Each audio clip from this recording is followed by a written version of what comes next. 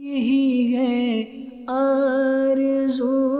تعلیم قرآن عام ہو جائے،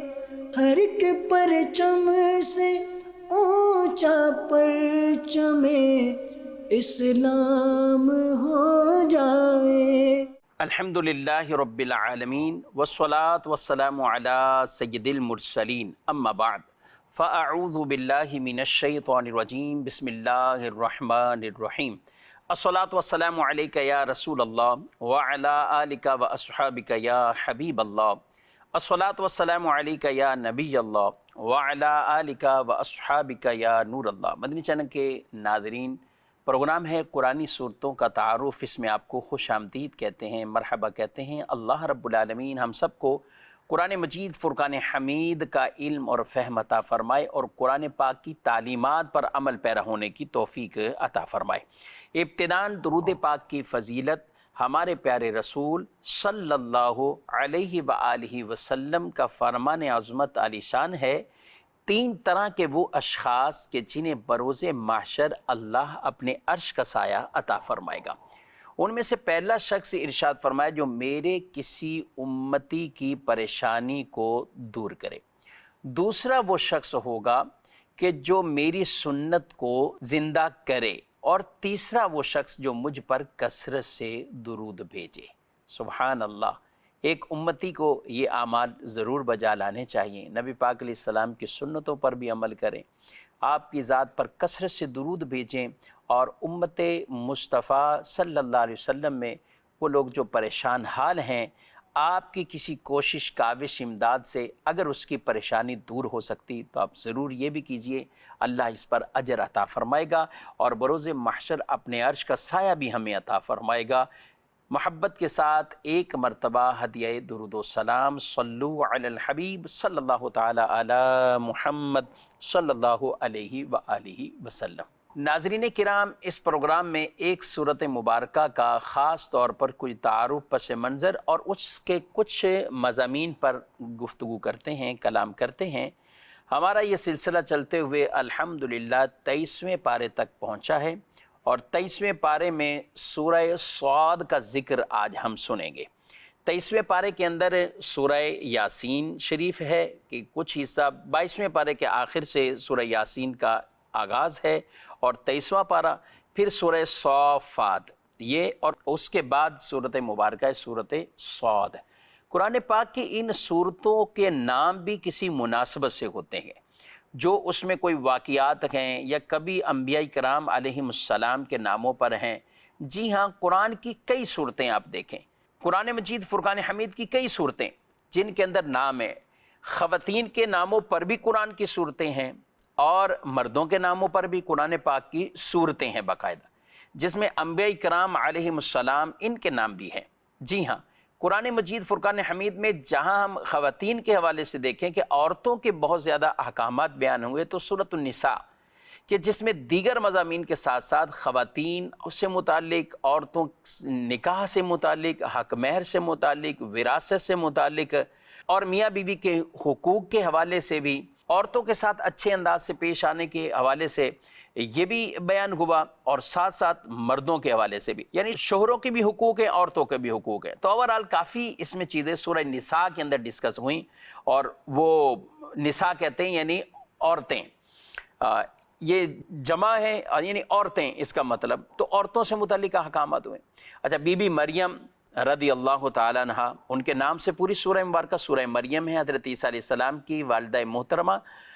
بی بی مریم رضی اللہ عنہا کے نام سے سورہ مریم 16ویں پارے میں موجود ہے۔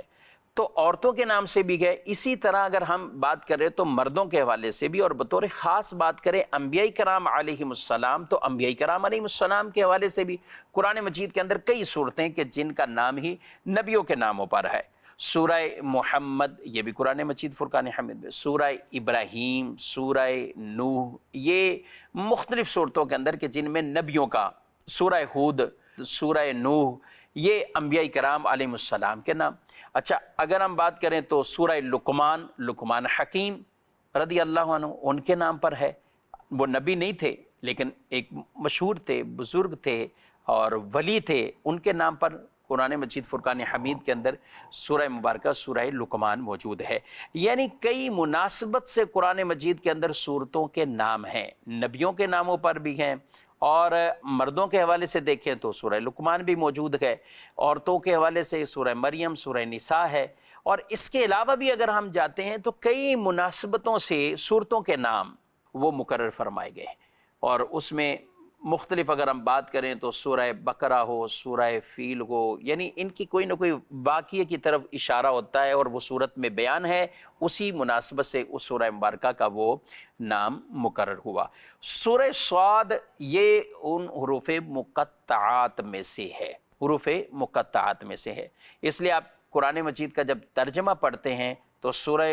آپ صاد پڑھیں یا حامیم یا حامیم عین سین قاف کاف ہا یا عین صاد، تو یہ حروف مقطعات میں سے۔ الف لام میم، تو ترجموں میں ان کا ترجمہ نہیں ہوتا، اللہ جانتا ہے، اور اللہ کے بتانے سے اللہ کے محبوب صلی اللہ علیہ وسلم ان کے بارے میں جانتے کہ ان کے معنی کیا ہیں، اسی لیے ان کو حروف مقطعات میں سے بیان فرمایا گیا ہے۔ تو سورہ صاد اس کا آغاز بھی صاد سے ہوا ہے، صاد والقرآن ذی الذکر، اور شروع میں ہی جو صاد ہے اسی نسبت سے اس سورہ مبارکہ کا نام سورہ صاد مقرر ہوا۔ یہ مکی صورت ہے، مکہ مکرمہ میں نازل ہوئی ہے، ہجرت سے قبل یہ سورہ مبارکہ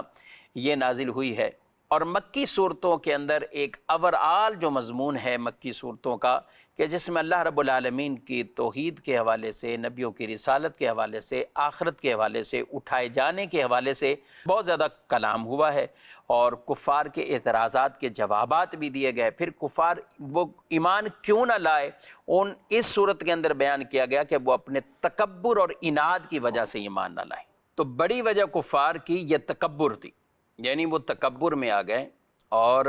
اسی تکبر کی وجہ سے، حسد کی وجہ سے وہ ایمان نہ لا سکے۔ تو اس سورہ مبارکہ کے اندر اس حوالے سے بھی کفار کے احوال کو بیان کیا۔ سورہ صاد کے اندر 5 رکوع ہیں، 88 اس کی آیات مبارکہ ہیں، اور اسی سورہ مبارکہ کے اندر اور کئی انبیاء کرام علیہم السلام کا ذکر ہوا۔ حضرت داؤد علیہ السلام، سلیمان علیہ السلام، ایوب علیہ السلام، ان کے تفصیلی واقعات بیان ہوئے، اور ساتھ ساتھ دیگر نبیوں کا بھی، جیسے حضرت ابراہیم، حضرت اسحاق، حضرت یعقوب، حضرت اسماعیل، حضرت یسع، حضرت ذوالکفل علیہم السلام، ان تمام کے واقعات اجمالی طور پر بھی اس میں بیان ہوئے۔ اور ساتھ ساتھ نبی کریم صلی اللہ علیہ وآلہ وسلم کو جو کچھ کفار کی طرف سے تکالیف پہنچ رہی تھی اور آپ ان اذیتوں پر صبر کر رہے تھے، اللہ پاک نے صبر کا حکم بھی دیا اور اس صبر کو ذکر بھی فرمایا ہے۔ تو بڑھتے ہیں ناظرین اس کے کچھ مضامین کی طرف۔ پہلی آیت میں اللہ رب العالمین نے ارشاد فرمایا، صاد والقرآن ذی الذکر بل الذین کفروا فی عزت و شقاق۔ صاد یہ حروف مقطعات میں سے ہے، اور اس کا ترجمہ یوں نہیں بیان کیا جاتا، صاد یعنی صاد ہی، نصیحت والے قرآن کی قسم، بلکہ کافر تکبر اور مخالفت میں پڑے ہوئے ہیں۔ یہاں پر والقرآن ذی الذکر جو فرمایا گیا، تو یہ جو ذکر ہے اس کے کئی معنی بیان کیے گئے۔ ایک تو یہ ہے کہ عظمت، ناموری، اور ایک ہے نصیحت، نصیحت والا بھی معنی ہے۔ عظمت اور ناموری کے طور پر ہم بیان کریں تو قرآن وہ جو عظمت والا ہے، ناموری والا ہے، اور اس قرآن کی قسم اللہ پاک نے ارشاد فرمائی۔ اور نصیحت کے طور پر تو قرآن کتاب نصیحت ہے۔ عظمت ایسی قرآن کی، بڑھائی ایسی قرآن کی کہ وہ سب کے سب بڑے بڑے فصحاء عرب کے وہ عاجز آ گئے، اس کی مثل کیا، ایک صورت کا، ایک آیت بھی، ایک بات بھی اس کی مثل نہ بنا سکے، تو وہ عاجز ہوئے۔ تو اس لیے اس کی عظمت سب سے بلند ہے۔ وہ سامنے والے، ایسا کلام ہے کہ جو سامنے والے کو عاجز کر دیتا ہے۔ دوسرے معنی کے اعتبار سے ذکر کا جو معنی ہے وہ نصیحت ہے، کہ یہ قرآن یہ نصیحت کرنے والا ہے۔ اس میں جگہ جگہ پچھلی قوموں کے حالات، واقعات، جنہوں نے نبیوں کو جھٹلایا،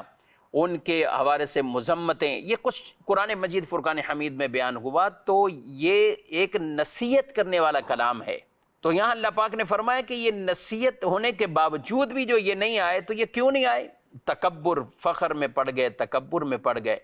وہ ان کو اس طرف اس تکبر نے روکے رکھا، اور شیطان کو بھی تکبر نے ہی سجدہ کرنے سے روکا، جو حضرت آدم علیہ السلام کو اللہ پاک نے حکم دیا تھا کہ آدم علیہ السلام کو سجدہ کرو، شیطان رک گیا، وہ تکبر ہی تھا، اور یہاں پر بھی ان کا یہ تکبر ہی تھا۔ اور یہ معاذ اللہ حضور علیہ الصلوۃ والسلام کے کلام کو سن کر بھی، یہ کلام الہی کو سن کر بھی کبھی اس کو ساحر، کذاب، جھوٹا ہونے کا معاذ اللہ اور جادوگر ہونے کا کہہ دیتے تھے۔ اللہ پاک نے ارشاد فرمایا وَعَجِبُوا أَن جَاءَهُم مُنذِرٌ مِّنْهُمْ وَقَالَ الْكَافِرُونَ هَذَا سَاحِرٌ كَذَّابٌ، اور انہیں اس بات پر تعجب ہوا کہ ان کے پاس انہی میں سے ایک ڈر سنانے والا رسول تشریف لایا، اور کافروں نے کہا کہ یہ جادوگر ہے، بڑا جھوٹا ہے، معاذ اللہ ثم معاذ اللہ۔ یہاں پر کفار کو جو تعجب تھا وہ یہ کہتے تھے کہ یہ اپنے آپ کو نبی کہتے ہیں، رسول کہتے ہیں، اور یہ شکل صورت میں یہ ہم جیسے ہیں، یہ ہم جیسے ہی انسان ہیں، کھاتے ہیں، پیتے ہیں، بازار میں ہیں، ادھر ہی رہتے ہیں، یہ اپنے آپ کو رسول کہتے ہیں۔ تو وہ اس بات پر تعجب کرنے لگے، اور یوں الٹا معاذ اللہ نبی پاک علیہ السلام جب بڑے بڑے واقعات بھی آپ نے ان کے کہنے پر حضور علیہ السلام کے ہی تو سبحان اللہ کہ آپ درخت کو اشارہ کریں تو وہ بھی آپ کے قریب آ جائے، چاند کے ٹکڑے آپ فرما دیں، بڑے بڑے کام آپ نے کیے جن کو آپ معجزات سے بھی تعبیر کرتے ہیں۔ تو جب وہ یہ دیکھتے تو کہتے ہیں معاذ اللہ جادوگر ہے، بہت بڑا جھوٹا ہے، معاذ اللہ۔ یہ کفار کے اعتراض، اور قرآن مجید میں اس کو بیان کیا گیا۔ اگلی آیت میں اللہ پاک نے فرمایا انزل علیہ الذکر من بیننا بل ہم فی شک من ذکری بل لما یذوقوا عذاب، کیا ہمارے درمیان پر قرآن اتارا گیا بلکہ وہ میری کتاب کے بارے میں شک میں، بلکہ ابھی انہوں نے میرا عذاب نہیں چکھا۔ یہاں پر وہ کفار یہ کہنے لگے کہ یہ جو ہم میں سے بڑے بڑے منصب والے لوگ ہیں، کسی کے پاس بہت بڑا عہدہ ہے، منصب ہے، مال ہے، دولت ہے، یہ سب کچھ ہے، اس کے باوجود وہ کہنے لگے کیا رسول اللہ نے ان کو بنانا تھا، وہ ان کو کیوں نہیں بنایا؟ یہ ایک اعتراض تھا۔ تو اللہ پاک نے فرمایا کہ یہ اس میں شک میں نہیں، بلکہ یہ تو میری کتاب کے والے سے ہی شک میں ہے، صرف یہ رسول کا شک نہیں ہے، جو قرآن نازل کیا گیا اس کے بارے میں بھی یہ شک کرتے۔ تو ان کا یہ اعتراض ہی باطل تھا، فضول تھا، عبث تھا۔ اللہ جسے چاہے رسول بنا لے، جسے چاہے یہ رسالت عطا فرمائے، جسے چاہے نبوت عطا فرمائے۔ اللہ اعلم حیث یجعل رسالتہ، وہ کہتے تھے کہ ہم میں سے امیر آدمی کیوں نہیں بنا، ہم میں سے بہت بڑا عہدے والا یہ رسول کیوں نہیں بنا؟ تو یہ اللہ پاک نے قرآن میں بیان فرمایا اللہ جسے چاہے اپنی رسالت عطا فرما دے۔ اور اب رسول اور نبی اللہ نے پیارے نبی صلی اللہ علیہ وسلم کو بنا کر دنیا میں مبعوث فرمایا، اب لا نبی بعدی، اب کوئی نیا نبی نہیں آئے گا، کوئی نیا نبی نہیں آئے گا، جو بھی آئے گا وہ جھوٹا ہی دعویٰ کرے گا، نیا نبی کوئی نہیں ہوگا۔ میرے آقا صلی اللہ علیہ وسلم نے پہلے سے ہی فرما دیا کہ ان قریب ایسے لوگ آئیں گے کہ 30 کذاب دجال جھوٹے ہوں گے کہ جو ہر ایک گمان کرے گا کہ میں نبی ہوں، حالانکہ میرے بعد کوئی نبی نہیں۔ ما کان محمد ابا احد من رجالکم ولکن رسول اللہ وخاتم النبیین، محمد صلی اللہ علیہ وسلم مردوں میں سے کسی کے والد نہیں، لیکن وہ اللہ کے رسول ہیں اور نبیوں میں سے سب سے آخری۔ تو یوں انہیں جواب دے دیا کہ اس میں چون چرا کی کوئی ضرورت نہیں، اللہ نے جسے چاہ بنا دیا، اس کے لیے کوئی منصب، مال، دولت یہ کوئی معنی نہیں رکھتا۔ رب تبارک و تعالیٰ کی بارگاہ میں جو بھی یہ برگزیدہ ہے، اللہ کی بارگاہ میں رب نے جسے چن لیا، کیونکہ نبوت یہ اللہ کی عطا تھی جن کو اللہ نے عطا فرمایا، اور اب اس کا بھی دروازہ بند کر دیا۔ قصر نبوت یعنی وہ محل اب مکمل ہو چکا ہے۔ اب کفار کی طرف سے مسلسل یہ اذیتیں پہنچ رہی تھیں، اور کافر کیا کفار کہتے تھے کہ ہم پہ عذاب آ جائے، آنا ہے تو عذاب آ جائے۔ اللہ پاک نے ارشاد فرمایا وَقَالُوا رَبَّنَا عَجِّل لَّنَا قِطَّنَا قَبْلَ يَوْمِ الْحِسَابِ، اور انہوں نے کہا اے ہمارے رب ہمارا حصہ ہمیں حساب کے دن سے پہلے جلد دے دے۔ آگے اللہ پاک نے نبی پاک علیہ السلام سے جو فرمایا اصبر علی ما یقولون واذکر عبدنا داود ذا الاید انہ اواب، تم ان کی باتوں پر صبر کرو اور ہمارے نعمتوں والے بندے داؤد کو یاد کرو، بے شک وہ بڑا رجوع کرنے والا ہے۔ سبحان اللہ۔ یہاں پر یہ بات بیان ہوئی کہ یہ کفار، اور ان میں سے بالخصوص نضر بن حارث جنہوں نے مذاق اڑانے کے لیے کہا کہ یہ جو کچھ عذاب آنا ہے ہمیں پہلے ہی دے دو، جو وہ قیامت کا دن جب ہوگا ابھی عذاب آ جائے معاذ اللہ۔ تو اللہ پاک نے اپنے محبوب صلی اللہ علیہ وسلم سے کہا کہ آپ صبر کریں ان کی تکلیفوں پر، اذیتوں پر، اور داؤد علیہ السلام کو یاد کریں۔ داؤد علیہ السلام بڑے صبر والے، رجوع کرنے والے۔ سبحان اللہ، اس سے پتہ چلا کہ جب کبھی دین کے حوالے سے کوئی مشکلات آئے نا تو ہمیں بھی ایسا دل نہیں توڑنا چاہیے، اپنا دل تھوڑا بھی نہیں کرنا چاہیے، کمزور ہم نہ بن جائیں، بلکہ ہم اللہ کے پیارے نبی صلی اللہ علیہ وسلم کی سیرت کو دیکھیں، حضور علیہ السلام کے کردار کو دیکھیں، صحابہ کے انداز کو دیکھیں، اہل بیت اطہار کی قربانیوں کو دیکھیں، اپنے اسلاف کی طرف دیکھیں، انشاءاللہ دل مضبوط ہوگا، ایمان پر تقویت ہمیں نصیب ہو جائے گی۔ تو یہی انداز ہمیں اپنانا چاہیے۔ حضرت داؤد علیہ السلام کی عبادتوں کو فرمایا گیا، ان کو یاد کرو، ہماری طرف کتنا رجوع لانے۔ داؤد علیہ السلام کے روزے نبی پاک علیہ السلام کو بڑے پسند آتے تھے، فرمایا بڑے پیارے ہیں۔ ایک دن روزہ، یعنی نفلی روزوں کی بات، ایک دن روزہ ایک دن افطار، ایک دن مطلب روزہ رکھتے تھے، ایک دن روزہ نہیں رکھتے تھے۔ اچھا، رات کے حوالے سے بھی تو داؤد علیہ السلام نے بڑا ایک انداز اپنایا ہوا تھا، رات کو بھی آپ نے ایسے تقسیم کیا ہوا تھا عبادت کے حوالے سے، سبحان اللہ۔ اور ہم رسول اللہ صلی اللہ علیہ وسلم کی عبادت کا اگر وہ ذکر کریں تو آپ صلی اللہ علیہ وسلم کی عبادت، سبحان اللہ،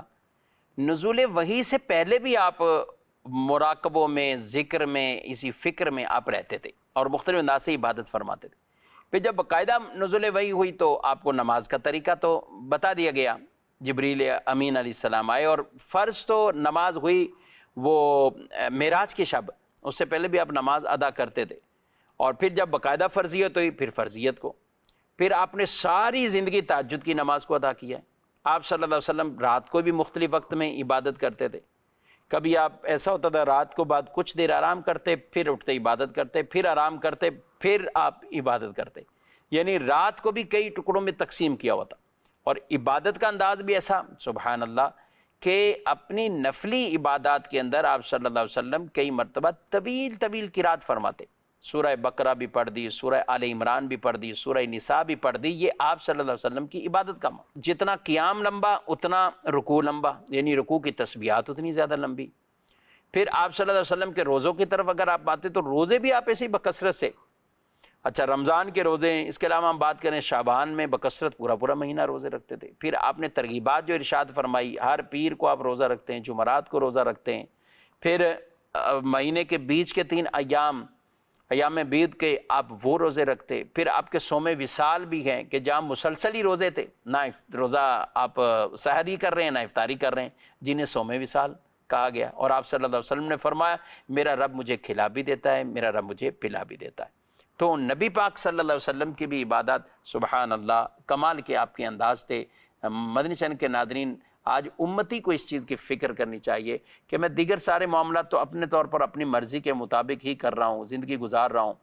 عبادت میں کبھی دیکھیں آئیڈیل حضور علیہ السلام کی ذات کو بنائیں، اور عبادت بھی اسی انداز سے ہو کہ نبی پاک علیہ السلام یہ پڑھتے تھے، یہ پڑھتے تھے، کم از کم نمازیں تو پنجگانہ وہ تو اہتمام سے ہمیں پڑھنی چاہیے۔ حضور علیہ السلام فرمائے کہ نماز میں میری آنکھوں کا سکون ہے، چین ہے۔ یہ حضور علیہ السلام اسے قرۃ عین فرمائے کہ یہ آنکھوں کا چین ہے، نماز کے اندر آنکھوں کا چین رکھ دیا گیا، تو اس کا ہمیں بھی اہتمام ہونا چاہیے۔ اگلی آیت کی طرف بڑھتے ہیں، آیت نمبر 18 میں اللہ پاک نے ارشاد فرمائے اِنَّا سَخَّرْنَا الْجِبَالَ مَعَهُ يُسَبِّحْنَا بِالْعَشِيِّ وَالْإِشْرَاقِ، بے شک ہم نے اس کے ساتھ پہاڑوں کو تابع کر دیا کہ وہ شام اور سورج کے چمکتے وقت تسبیح کرے، یعنی داؤد علیہ السلام کے تابع کر دیا۔ داؤد علیہ السلام کو اللہ پاک نے بہت کچھ عطا فرمایا، سبحان اللہ، آپ کے ہاتھوں پر لوہا نرم کر دیا، آپ کو پہاڑوں کو بھی تابع ایسا کر دیا، اور فرمایا کہ جب شام اور سورج کے چمکتے وقت، یعنی یوں کہ سورج شام بھی یہ غروب ہونا ہے اور صبح چمکنا ہے، تو یہ کیا کیا ہے، اس وقت یہ بھی تسبیح کرتے ہیں، یہ بھی تسبیح کرتے، یہ پہاڑ بھی داؤد علیہ السلام کے ساتھ مل کر تسبیح کرتے تھے۔ اور ہمارے علماء نے لکھا، حضرت عبداللہ بن عباس رضی اللہ عنہما سے کسی نے پوچھا نہیں یہ اشراق و چاش کی نماز اس کا کیا ثبوت ہے، تو آپ نے یہی آیت مبارکہ فرمایا کہ قرآن پاک کے اندر یہ جو ذکر فرمایا نا اِنَّا سَخَّرْنَا الْجِبَالَ مَعَهُ يُسَبِّحْنَ بِالْعَشِيِّ وَالْإِشْرَاقِ، کہ داؤد علیہ السلام ایک چاش کی نماز کو ادا کرتے تھے، اور پھر اللہ پاک نے قرآن پاک میں بھی یہ بیان فرما دیا۔ ہمارے پیارے نبی صلی اللہ علیہ وسلم نے ارشاد فرمایا کہ جس نے فجر کی نماز باجماعت ادا کی، پھر وہ سورج طلوع ہونے تک وہیں بیٹھ کر اللہ پاک کا ذکر کرتا رہا، پھر اس نے 2 رکعت نماز پڑھی تو اسے حج اور عمرے کا پورا ثواب ملے گا، حج اور عمرے کا پورا ثواب ملے گا۔ اور ایک روایت میں فرمایا جس نے چاش کی نماز کی 12 رکعتیں پڑھی اس کے لیے اللہ پاک جنت میں سونے کا محل بنا دے گا۔ سبحان اللہ۔ یہ نصیب کہ صبح فجر کی نماز کے بعد اگر آپ کسی کام سے بھی جاتے ہیں، اٹھتے ہیں، کہیں جاتے ہیں، تو جب سورج نکل آئے اس کے 20 منٹ کے بعد آپ 2 رکعت نماز پڑھیے، آپ کی وہ اشراق کی نماز ہو جائے گی۔ اور آپ کچھ دیر ٹھہر کر چاش پڑھتے ہیں تو بھی ٹھیک ہے، اسی وقت ہی پڑھ لیتے ہیں تو بھی آپ ساتھ 2 رکعت چاش کی بھی پڑھ لیں، تو انشاءاللہ آپ کو اشراق و چاشت کی نماز پڑھنے کا یہ ثواب بھی حاصل ہوگا۔ ناظرین کرام، سورہ صاد کے اوپر کچھ خلاصہ یہ عرض کیا ہے اور پروگرام کا وقت اپنے اختتام کو پہنچا ہے۔ انشاءاللہ آئندہ پروگرام میں اگلی صورت مبارکہ سے انشاءاللہ اپنے اس درس کا آغاز کریں گے۔ اللہ پاک مجھے آپ کو عمل پیرا ہونے کی توفیق دے، آمین بجاہ النبی الامین صلی اللہ علیہ وسلم۔ یہی ہے آرزو تعلیم قرآن عام ہو جائے، ہر ایک پرچم سے اونچا پرچم اسلام ہو جائے۔